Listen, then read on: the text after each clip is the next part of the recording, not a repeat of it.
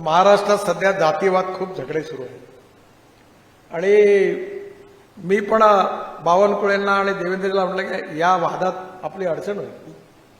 तर मी एक ठरवून टाकलं की जातीयवाद पाळायचा नाही. कुठलाही माणूस जो आहे तो जातीने मोठा नाही आहे, तो गुणाने मोठा आहे. आणि या समाजातली छुवाछूत, अस्पृश्यता, जातीयता समूळ नष्ट झाली पाहिजे. पण मी लोकांना सांगितलं कि मी जात पात पाळणार नाही. जो करेगा जात की बात उसको कसके मारूंगा लात, असं सरळ पब्लिकली सांगितलं. भाजपचे ज्येष्ठ नेते आणि केंद्रीय मंत्री नितीन गडकरी यांनी जातीच्या राजकारणावर एक विधान केलंय.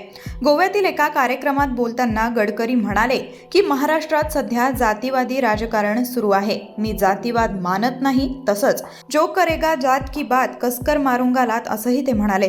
त्यांचं हे विधान सध्या चांगलंच चर्चेत आहे.